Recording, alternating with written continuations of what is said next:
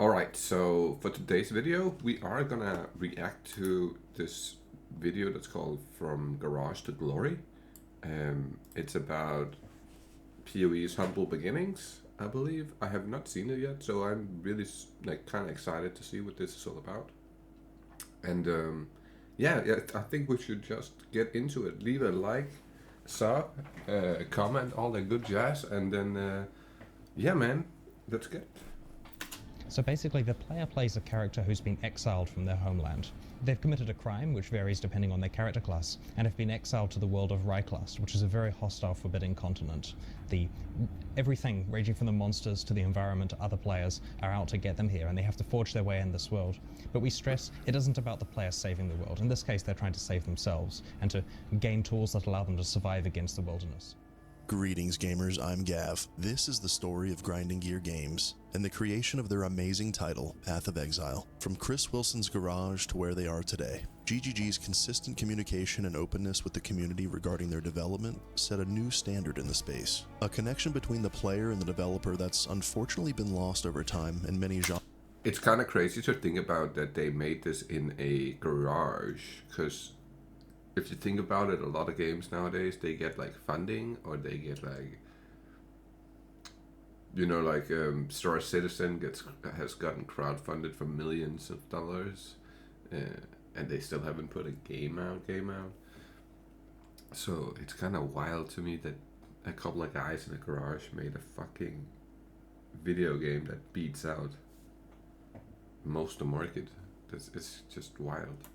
Genres and titles. They do right by the fans of their game and are constantly delivering fantastic content. Officially announced in 2010, Path of Exile has continued growing its dedicated player base year over year ever since. In this video, I'll start from the very beginning when the studio and game were first being established, all the way to the successful launch of their game in 2013. I won't be going over every patch or how the game has evolved over the years, but perhaps in a future video we can take a look at the patch-by-patch progression of the game. I'll list off what I think are the top 3 major contributors to Path of Exile's long-term success. And at the end of the video, we'll take a brief look at how they're bringing over a decade of experience into their highly anticipated sequel, Path of Exile 2, which is set to release in early access later this year. Alright, let's venture all the way back to the beginning and dive in.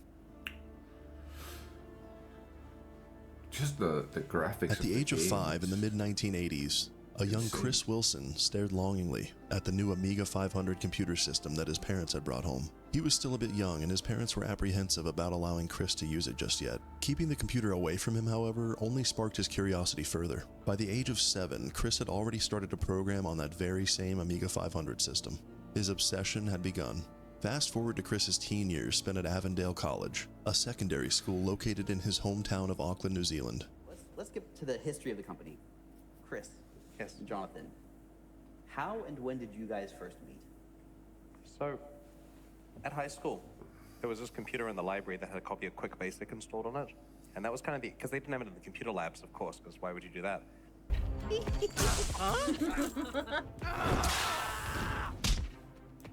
So, I'd go there in the library at lunchtime to do some programming, and this is when I was like 16 or so.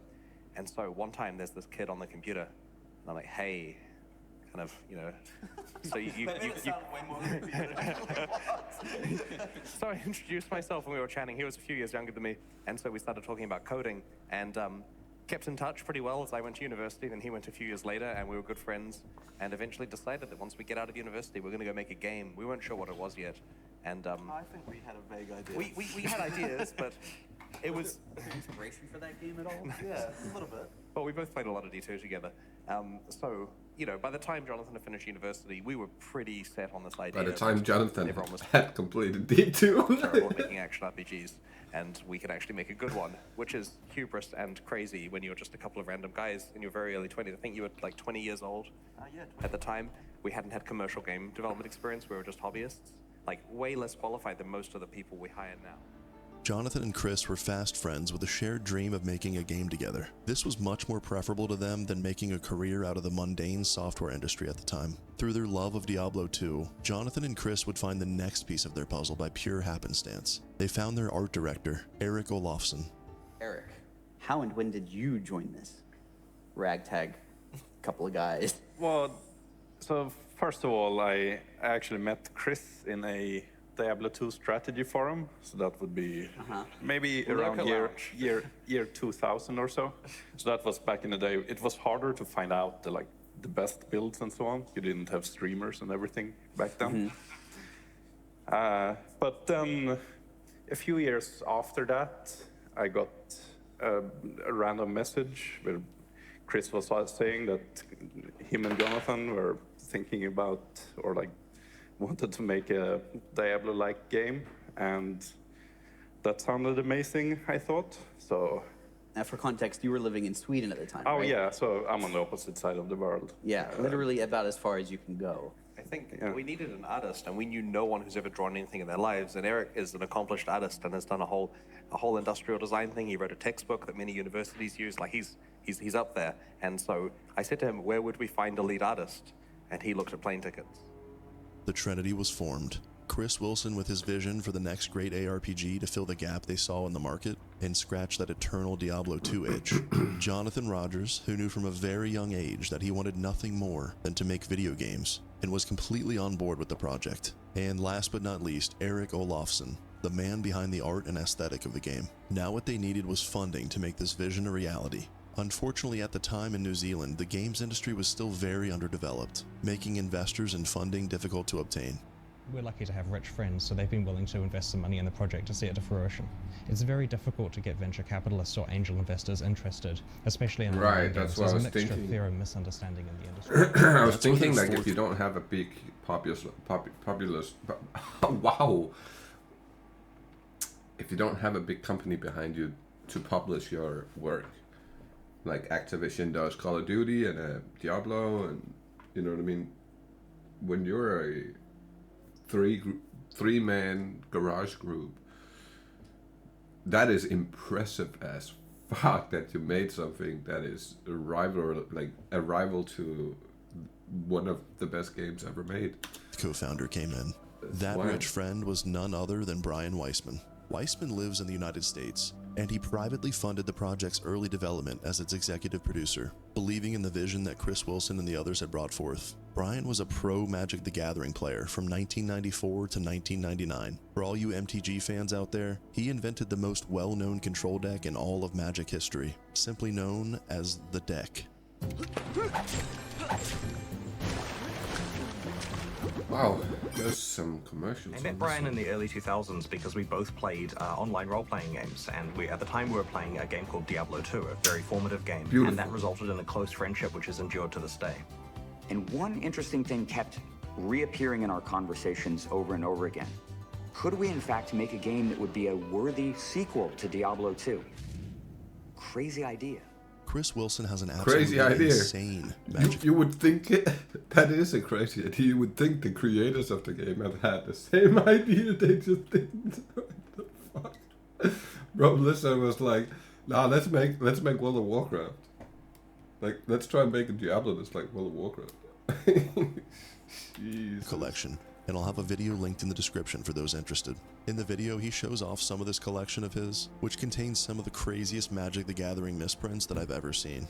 In late 2006, early 2007, the trio used Chris's garage as an office space. The first year, the guys did nothing but talk about the project and played games for further research, in an attempt to dissect what made different games so compelling, as well as meticulously going over the details of their company and laying out the foundations for their game. Back in the mid-2000s, my co-founders and I had played a ton of Diablo 2, like thousands and thousands and thousands of hours. And as we, over time, tired of the game, we looked at other action RPGs that we wanted to try out. You know, we tried out Dungeon Siege series and Titan Quest and so on. And we played those games too and enjoyed them, but only for dozens of hours rather than thousands of hours. And so this caused us to ask, why did we sink so much more time into Diablo 2? What was perfect? What made that game the best action RPG that had ever existed? And so we came up with a bunch of design pillars that we feel a perfect action RPG needs that some of the other games hadn't quite hit in all cases. Those design pillars are still used by Grinding Gear games today, albeit a bit more refined and expanded upon. Their unpaid research and development time that first year was well spent. Brian Weissman's funding aided in their ability to hire salaried workers and contractors, as well as rent out actual office space as the team grew. Their vision was starting to become a reality, and after much debate, the co-founders had finally decided on a company name, Grinding Gear Games. The name had a hidden double meaning which they thought was clever, and it fit perfectly.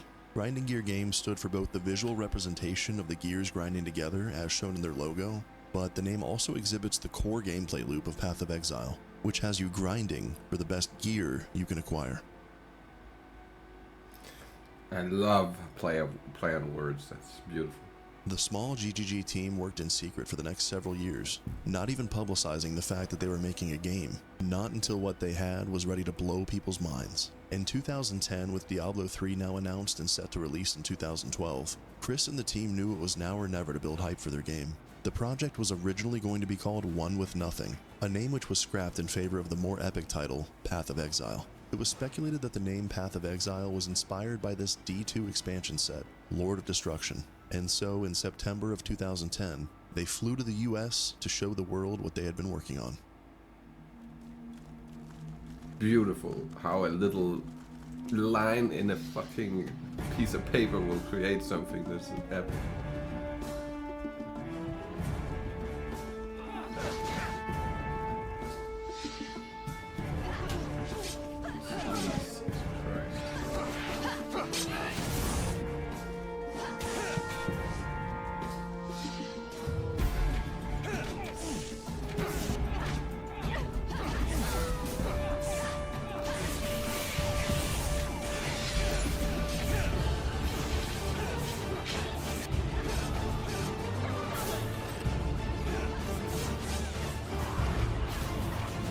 It's very Diablo 2-esque here. In the feeling, like looks and the flavor and like everything just has that feeling.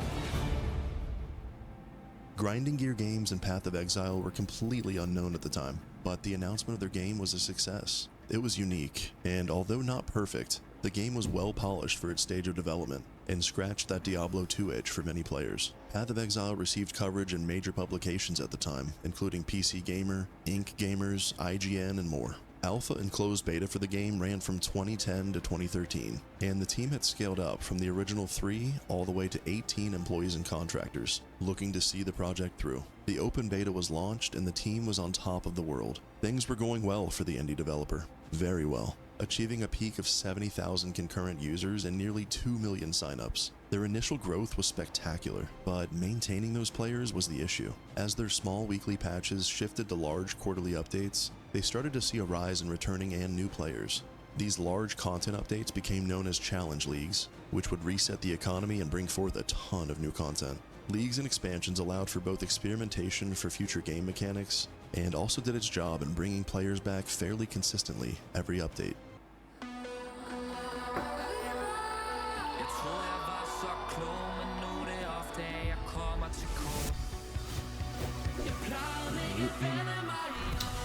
Oh, I'm spaced out. I thought that was a part of the what officially released. I was like, there's something wrong here. This feels off. Fucking commotion. They named me Sinner.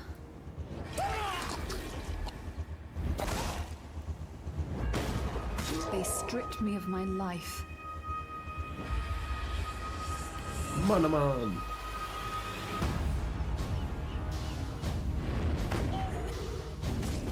But this land was a wealthy land. Bounty as plentiful as bones. There is a life here, if I have the will to take it. I will take from others. I will use others to take from this world. Or I will fight alone. I'm an exile, condemned to live in fear.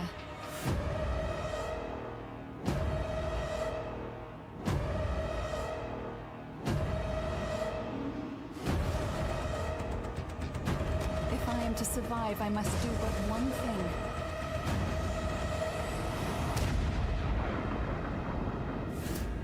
Conquer the beast within. Grinding Gear Games had learned a lot. What the fuck? That just became a reality for me. Are you kidding me? Conquer the beast within. I was like, I feel like I've seen the background of the logo before. I just can't put my finger on what it is. It's a fucking mirror of Calandra. That's why it looks so familiar. I can't believe it's been 8 months I've played this game. This is when I realized this is actually a mirror. It's like, what the fuck? Grinding Gear Games had learned a lot of lessons through Alpha and Beta, and they had their fair share of ups and downs over the years to follow 1.0. But they've never lost sight of their original vision, and have always remained authentic and transparent. Both the team size and the content additions to the game have scaled up tremendously as the game has grown over the years. Let's go over the 3 things that I think have allowed Path of Exile and Grinding Gear Games to not only survive, but thrive. I'll give you my personal 3 things that I think has made this game as big as it is now, and is gonna be what's gonna take it to the next level, which is gonna be basically killing Diablo. First and foremost, innovation. They are very innovative. They are extremely smart with their content creation, so they don't just create the most necessary content to release something. They create way more content than what's needed, and then they have an array of just backed up content that can be used within a short period of time for the future. I think that's number 1. I think number 2 is the honesty. The honesty that goes from anything from the store to presentations to leaks to everything. They're fairly honest about everything. There's no diluted pricing on the microtransactions where you have to get out a calculator to figure out what you actually paid for something. There's none of those like bullshitty, dumbass, motherfucking, egregious mentalities within the game. I don't feel like that there's any of that stuff in there. Another thing, when it comes to honesty, they provide like a really, really deep explanation of what they change within the game. There's no hidden features and stuff like that. I feel like there's no like secret changes that we don't speak about, and then release the patch, right? And the third thing would probably be their passion, the passion for the game, but more the passion for the players, right? So I think they have shown that they are much more interested in creating good content and a good game first before making money. The making money part is of course very important, because that's what's keeping the doors open and makes the gears, I was about to say the gears grind, it makes the wheel turn, right? Whereas Blizzard is a little bit different, right? Like they are more profit oriented first before anything else, and I really do feel the difference there. I also think that it's a little bit sad that they went and banned the guild that was doing the Scry map to another map, and then you could drop divine orbs constantly, and they made like a bunch of currency. I honestly, if I'm gonna be fully fair here, I don't think that was super good, but that's the only bad thing I could ever say about Grinding Gear Games. Is I feel like that was an unfair ban, because they legitimately just said, like the leak beforehand, if there is a exploit, take advantage of it like while you can, because the second it's fixed, right? And there was some streamers, and there was a lot of other like regular people, and like a bunch of other people that took major advantage of like last league, the Acropolis League, in terms of the divination cards, in terms of the meat sacks with ghosted meat sacks. There was other tactics that was equally as broken as the Scry card, in my opinion at least. But of course the Scry map part was not really done by any like public figures, right? There was no streamers doing it, so it feels a little bit like, since there was no streamers doing it, they just went ahead and banned the guys. So I'm a little bit sad about that. I feel like there should have been a more clear rule set, whereas either everybody who does something that's not acceptable gets banned, or it's like, if you find an exploit, you can do it until it's fixed and then you won't get banned. Like, it has to be fucking clear which one it is. It can't be one of them one of the times and other times is the other one, right? Like, and I'm not gonna be like pointing any fingers or anything, but I'm just saying like that is unfair, and it's a little bit counterintuitive, because then there's a chance that in the future people will find exploit and they won't report it, right? Because they are afraid that if they report it, they might get banned. So that part, they should kind of like unban them and be like, if anything, they should reset the stash. You could do that, I guess, but banning them is unfair. That is just not fair.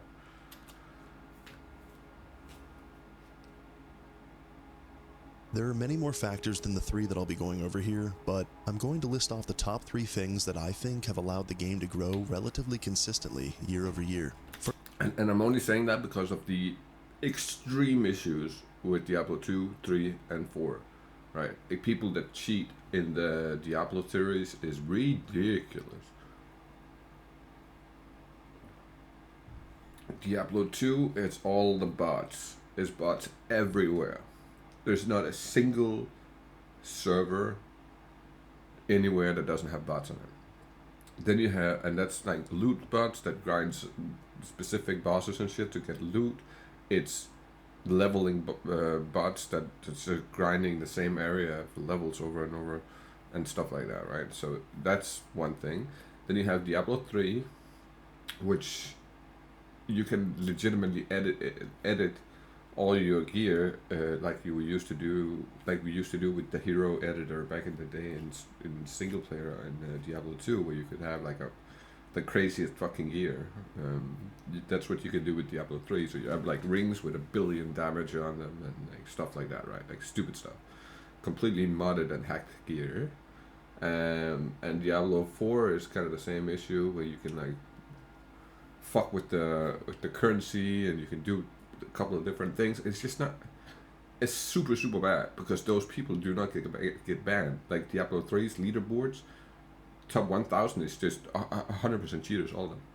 There's not a single legit player on the leaderboards, and it's sad. It's sad. So I feel like for the future of Path of Exile, they should make that abundantly clear and then stick with whatever decision they make, right? I think personally, if it was my game, I would make a reward system. Let's say there's a bug or an exploit in the game, and you find it. If you're the first person to find it and send it in for us to fix as a company, then you'll get a reward of some kind, right? So I was thinking you could get like a ring for your a microtransaction ring that turns your character into some kind of bug or something. You know what I mean? Like something that's fucking only accessible by actually finding an exploit or a bug, and that's the only way you'll ever get that specific thing, right? Because then it becomes like a prestige thing to actually be one of the people who found one of these things, right? That's how I would do it, because then you're literally enticing people to find the bugs and send them to you as fast as they physically can, so they're fixed before anybody gets to take real advantage of anything. First up has to be their free-to-play business model. In 2006, when they were first laying out their foundational principles in Chris Wilson's garage, this one was near the top of their list. At the time of Path of Exile's inception, they would have been one of the first free-to-play Western games on the market. And you're using your own technology for the engine, correct? That's right, yeah. Right. It was written entirely in-house. Why'd you do that? It was cheaper. I mean, Was it? we funded the game based on our savings and, you know, the savings of friends and family and stuff. So we had to take cheap, I guess, smart options rather than buying tools because we just couldn't afford them. Economical? Yes, indeed. Well, where possible, we'll try to think of a way which saves us money to solve a problem. Got it. Jeg står her med vores nye Oh my god. åndedrætsværn, Callisto. Et turbodrevet åndedræts... And so why free to play in that case? Following up. When we started the project in 2006, there weren't any Western free games. It was popular in Asian markets. You know, games like Maple Story were doing really well. So we had this plan to be the first free-to-play game in Western markets. Then it took 6 years to make the game.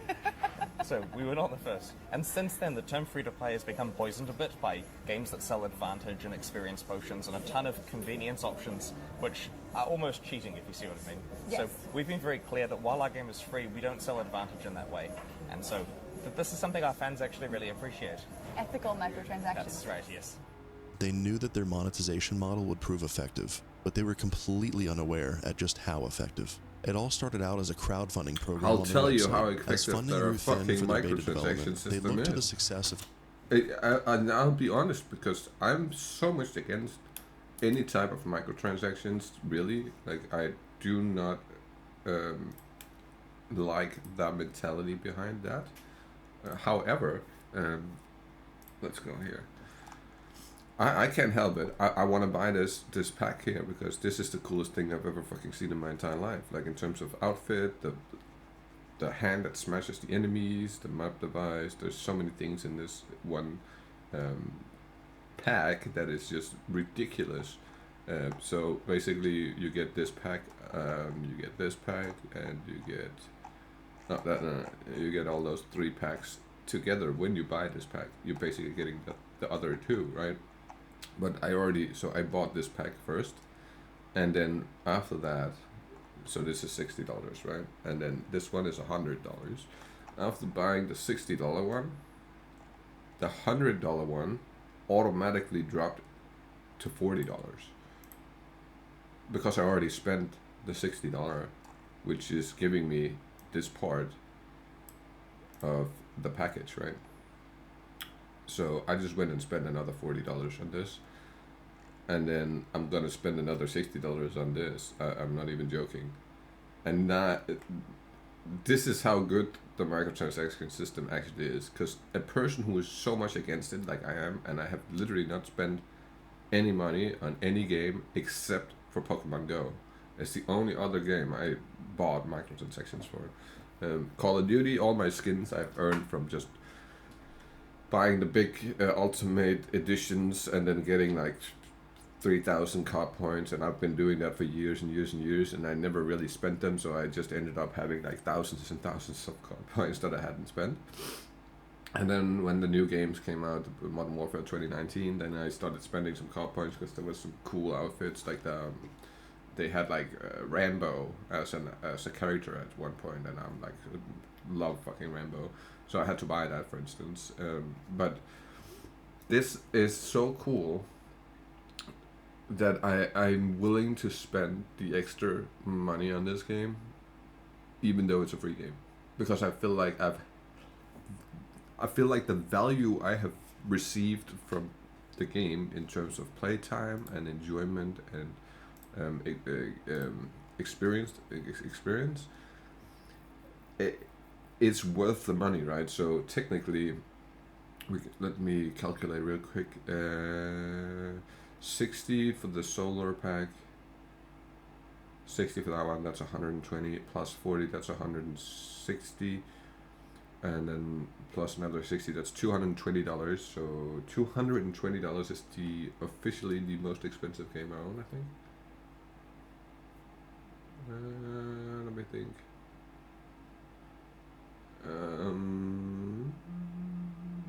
Yeah, that is by far the most expensive game I own now, and it's the only free game I play. Kickstarter campaigns for other games. Kickstarter was riddled with fees that they didn't want to pay, so they decided to run their own variation of crowdfunding containing different backer tiers on their official Path of Exile website. The $10 tier contained a closed beta key, and the higher up you went, the more rewards you would receive. No pay to win, ever. No pay to win, Blizzard. You know what that means? The company raised over $2.5 million during this campaign, the early stages of what would later become supporter packs. These packs would contain physical items from the developers, such as t-shirts, mouse pads, decor, art, and otherwise. They would also contain some pretty exclusive and amazing in-game cosmetics. To add on to that, you would receive the monetary value of that supporter pack as store points to spend on anything of your choosing. For instance, a $100 supporter pack contains all of the merchant cosmetics that are listed, as well as 1,000 in-game store points, which is the equivalent of the $100 that you just spent. They try very hard to cram value into these packs, and they seem to get better every year. By allowing everyone to try your full game out for free, those that stick around and receive hundreds of hours of enjoyment out of the game actually want to help with the funding of continued development. It's a direct incentive, especially when the content updates have done nothing but increase. There's an actual incentive within the game to spend money on it if you like it. If you hate it, you can just stop playing it immediately and be like, nah, I don't give a fuck about the game. Increase in size and quality over the years. This free-to-play model that they've kept the entire time has been pivotal to Grinding Gear Games' success in my eyes. Zero barrier to entry. The second success factor would have to be their leagues and overall content release cadence. Chris Wilson likes to attribute the realization of this lesson to his now good friend and infamous gamer, Kriparian. The final story is one that I did not realize myself. I wish I was smart enough to think of this, but this actually came from Kriparian, the awesome streamer who played a lot of Path of Exile at the time. And so Kriparian and I were chatting on Skype, as I like to say that we did occasionally, and he said to me, you know what, Chris, I've got a lesson for you that really helped me with my streaming. He said, every day I will wake up and I'll stream at a reliable time. I'm there right at that moment. And I'm going to stream until a predictable time. And then I'm going to work on my highlights video and I'm going to post that at a predictable time. And then I'm back tomorrow doing exactly the same thing. And I'm going to try not to take days off. I'm just going to stream at these times.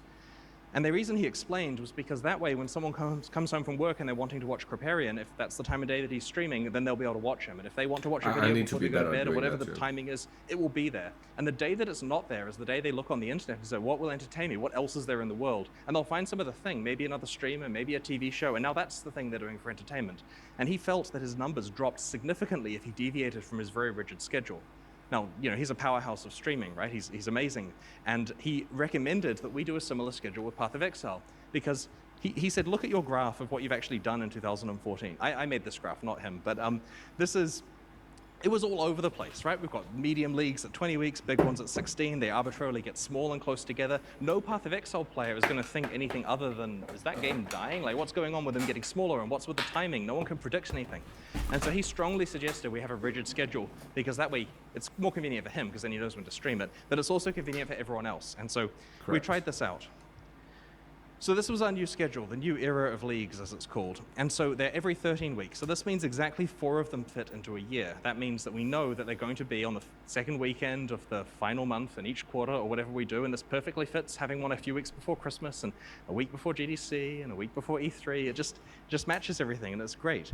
So we started doing this, and we were initially doing some pipelining. We work on a small one while working on a bigger one in the background. And then in the second part of the cycle, we release the big one and then repeat this. And that enabled us to experiment with scope and so on, because at this point we still weren't 100% sure how large these had to be to have the correct effect. We were pretty sure 13 weeks, which is roughly 3 months, was the right amount of time. During this game development conference talk, that could swap over years, right? Yeah, because I was thinking to myself,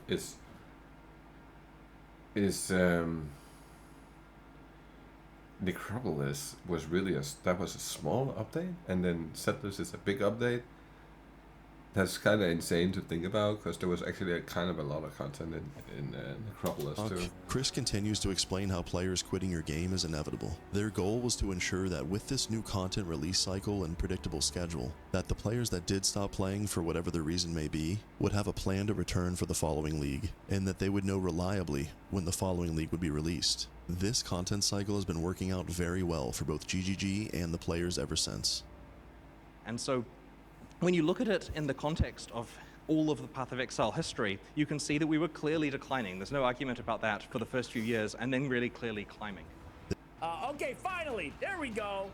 Oh my god, the fucking commercials on this video is ridiculous. They were clearly What the climbing fuck? indeed, and with their latest patch 3.25, Settlers of Kalgur, which was released on July 26th of this year, they continued that same growth trend. On the same day as the release of 3.25, the game exceeded its all-time peak on Steam with over 229,000 players online concurrently. And what some people neglect to remember is that Path of Exile has its own standalone client as well. And as long as they keep the quality and cadence consistent, I don't see that stopping anytime soon. Nope. My third and final, arguably most important factor is the community that they've built. The game We're was right in on the development for breaking over point for 7 them to years. go For at least massive. 4 of those, Grinding Gear Games did no press or announcements for their game. No one knew about them or the game that they were creating. From the time Path of Exile was announced in 2010, Chris Wilson was extremely active on their website's forums. He made weekly dev blogs on their YouTube channel to update everyone on their development, and he was constantly involved on Reddit. Not only did this allow him to quite literally shape the community and keep the messaging of his company and game authentic, it was something the fans of the game really appreciated, and Chris really enjoyed it too. Who Between doesn't constant appreciate news updates, who announcements, doesn't? and That's the extreme weird thing about the thought process behind the people creating these games is who the fuck thinks it's a good idea to not communicate with the community that supports you. It literally it makes no fucking sense to me. You know what I mean? It's so stupid. Otherwise, Chris earned the trust and respect of the players. And in 2014, Chris said if they raised over $25,000 for the Child's Play charity, that he would shave his head for the community. They did just that, and it was time for him to ascend to his true form. Hey, I'm Chris Wilson from Grinding Gear Games.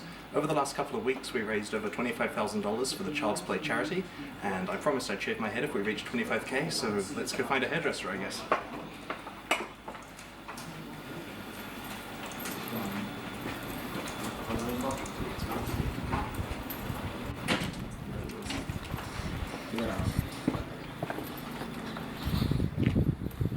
This one looks good.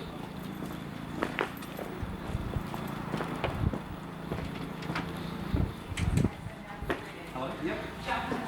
Sure.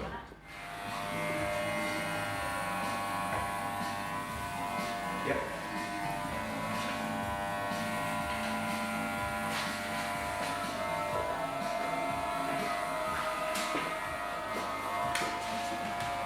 This is simulating balding pretty well, right there.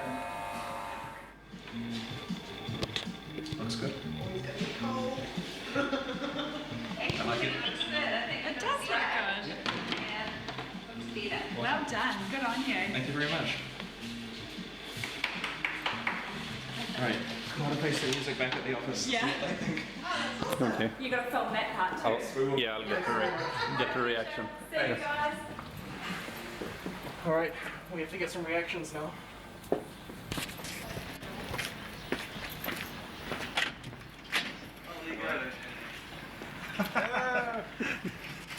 It's pretty cold out there. It's like 10 degrees. Need some cold resist. That same year, he also did the ALS Ice Bucket Challenge. ALS is a horribly crippling disease, and it's a really serious business. I know it's funny to watch videos of people getting wet on YouTube, but you should seriously consider donating to the cause. I've put $100 in, and hopefully you guys do as well. I'd like to nominate 3 people. The first person is Max Schaefer from Runic Games. The second one is Mike Diskett from 5 Live Studios. And finally, Sean from Protein Pill. Okay, well, we've got this nice and cold for quite a while now, so hit me, guys.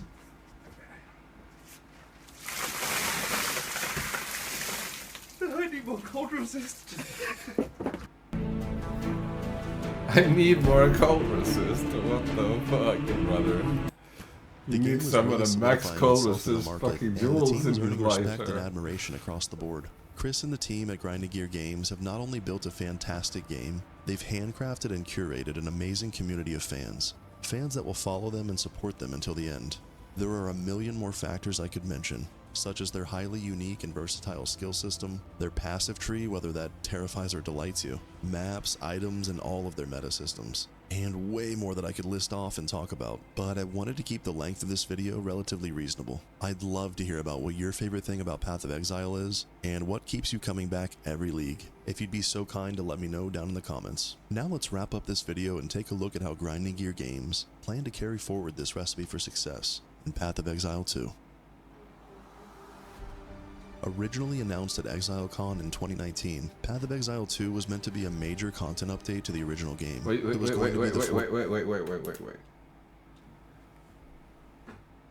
Is that the new Mirror of Calandra? Thoughts? I think it is. Path of Exile 2 was meant to be a major content update to the original game. It was going to be the 4.0 patch. And we're really proud to finally reveal Path of Exile 4.0. The gods are dead, but left on their own, men will always seek to take their place. Criminals! Your sentence is to be hanged from the neck until dead. Let your souls feed the first ones, and your bodies feed the land. The only result is pain and death. The demon is escaping! Kill her! Get her.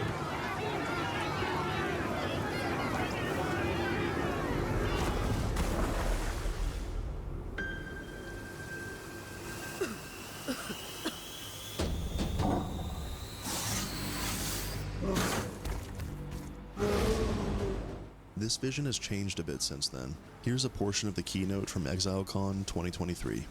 When we announced Path of Exile 2 at ExileCon 2019, we told you guys that we were releasing it as an expansion to PoE 1 and that both campaigns would be playable on the same game client with a shared endgame. But PoE 2's scope has continued to grow and grow, and it's far more than just an expansion with a new campaign.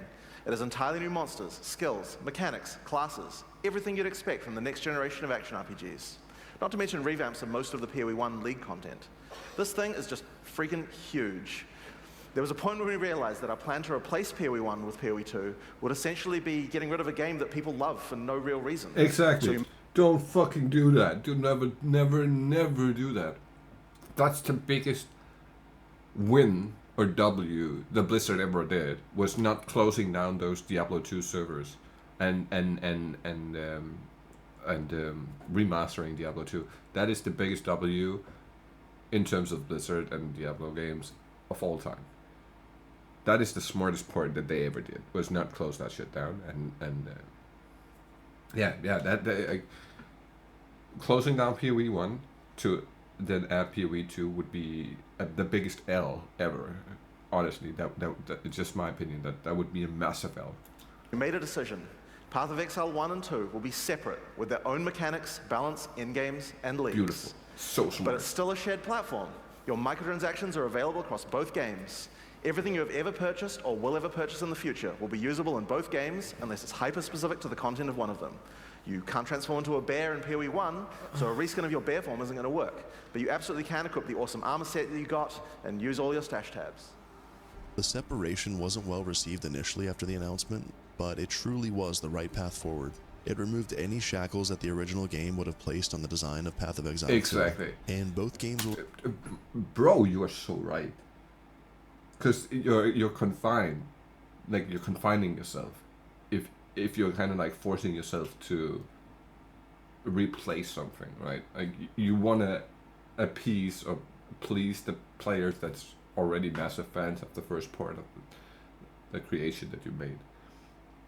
And if you replace it with something that's vastly different, so Diablo 2 and Diablo 3 is like a core example of that, because Diablo 2 was perfect. They replaced that with, or they didn't replace it, but like the new game that came out was just nowhere near as good, right? So, at least in my opinion, that's an opinion. That's not. It is kind of facts, because if you look at the numbers, there's so many more players on Diablo 2 than Diablo 3. But the smartest thing is absolutely cater to the whole community. Make one game the game that drives towards the left side of the whatever, and make your second game drive towards the right side, so it's all new. It feels all fresh. You know what I mean? So it's not two games that's driving down the same road exactly, but it's basically two games. One goes in one direction and one goes in the other direction. That's the smartest thing you can do here, because then you're covering all bases and you're accumulating the biggest amount of people or new customers and new players. Will receive content updates that offset each other so that you can constantly play Path of Exile 1 and then back to Path of Exile 2. Rinse and repeat. For those of you unsure who Mark Roberts, the man standing next to Jonathan, it's gonna end up being me playing Path of Exile and nothing else. He's affectionately referred to as Mark II since he was the second Mark to join the company, but most everyone else calls him Neon. And he's an absolute badass with an encyclopedic knowledge of the game. He competed in race events and on the ladder for fun. He plays the game a lot and really knows his shit. Starting out as a simple QA tester on Path of Exile, Neon has proved himself an invaluable asset to the team, and I couldn't be happier that him and Jonathan are heading up this sequel project. I have to say, from the footage I've seen the past few years, Path of Exile 2 looks absolutely spectacular. As an avid MMO player, the WASD movement has me very excited, and just everything about the game seems so well thought out and polished. You can really see how much grinding gear games and Path of Exile has evolved over the years. Path of Exile 2 is their opportunity to truly bring their new tech and all of those lessons learned forward, with early access open for everyone beginning in November of this year, barring any issues. When comparing Path of Exile 2 to other games on the market, I, like many others, find myself asking, how on earth is this game free? Right. Even Diablo 2 games has achieved the impossible.